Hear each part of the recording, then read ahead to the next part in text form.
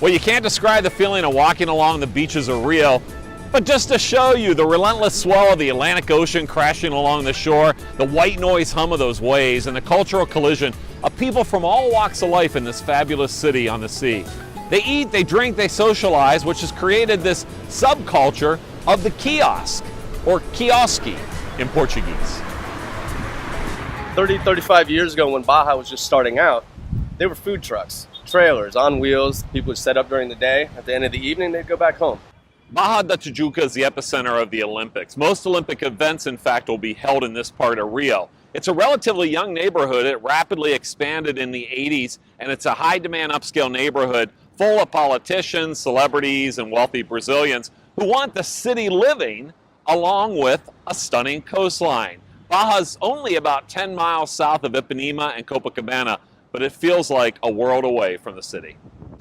Originally, I grew up outside of D.C. in Northern Virginia, right near Langley, Virginia. After that, after college, I moved out to San Diego, there for about 15 years, and then 3 years ago, my wife and I moved down here to Rio de Janeiro. Sou do Rio de Janeiro. I'm from Brazil. From Brazil. Rio de Janeiro. All your life? All my life. Carioca de Gema? Carioquíssima da Gema? Sim? Sim! Wow! Rio's weather doesn't vary much in terms of temperatures. The average high is about 75 to 85, with the average low about 65 to 75. It heats up big time in December to March. It's not uncommon to see highs in the mid-90s, and it's pretty sunny too. They get about 150 to 200 hours of sunshine every month. The water temperature about 70 in August, 80 in February, and the humidity is actually pretty consistent, but the heat index easily soars over the century mark in summer. A Frenchy free or a cold front comes through, ushering in windy, damp conditions during the winter months, July to September. So of course I had to ask, how does weather impact your business? Weather has a substantial impact on business. So what's the ideal day? 37, 38 degrees and sunny. When it's extremely, extremely hot, during the day, there's less people on the sidewalk. Everyone's on the beach to be able to go into the water all throughout the day. Mainly the movement then starts about 3, 4 in the afternoon when everyone starts leaving the beach to come up, relax, get something to eat, watch the sunset, have a few drinks. And what's a day where you just say, it's not going to happen? Yeah, Cold and rainy. Cold, rainy, and windy. Windy. And what is cold? Cold is 20s. Yeah, 20. 15s. Okay, so Celsius. that's 20 Low. Celsius. Yeah, Yeah, less than low about 50s, 55. yeah. Low 50s. It drops Yeah. dramatically. Nobody's out. Yeah. Nobody's out. There's something about a kiosk that is so special.